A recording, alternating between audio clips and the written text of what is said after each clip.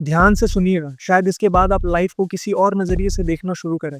आप सोचते हैं लाइफ बहुत कॉम्प्लिकेटेड है, stock market, relationship, success, failure, happiness, सब कुछ इम्पॉसिबल सा लगता है, राइट? रॉन्ग। लाइफ इतनी सिंपल है कि आपको हंसी आ जाए, बस हम सिंपल आंसर्स को एक्सेप्ट ही नहीं करना चाहते। मैं कुछ चैप्टर्स डिस्कस करूंगा, उसके बाद आपको और ज्यादा क्लैरिटी मिल जाएगी। पहला चैप्टर होगा एफर्ट पैराडॉक्स के around. Her self help book एक ही बात करती है, कम खाइए ज्यादा चलिए। रिलेशनशिप का फंडा एक ही लाइन में, कम्युनिकेशन और केयर कीजिए। सक्सेस कैसे मिलेगी? किसी भी वैल्यूएबल चीज पर कंसिस्टेंटली काम करते रहिए। पर होता क्या है, ये सब बोरिंग लगता है। तब हम कम्प्लेक्सिटी क्रिएट करते हैं, 47 steps of morning routine, fancy diet, secret ancient technique. ये बात थोड़ी मजाकिया नहीं है। जब आप कॉम्प्लेक्स आंसर्स खोज रहे होते हो, लाइफ आपको चिल्ला चिल्ला के एक इजी आंसर बता रही होती है, बस हम सुनते ही नहीं। और आयरनी, सिंपल चीजें, सिंपल आइडियाज बिकते ही नहीं। क्यों? क्योंकि हमें स्पेशल फील नहीं हो रहा होता है। दूसरा चैप्टर है कंट्रोल पैराडॉक्स के अराउंड। लाइफ का सबसे बड़ा मजाक, आप उसको जितना कंट्रोल करने की कोशिश करोगे वो आपसे उतना छूटेगा। जैसे रेत को आप जितना कस के पकड़ने की कोशिश करोगे वो आपसे उतना छूटेगा। स्टोइक्स ने 2000 साल पहले बोला था,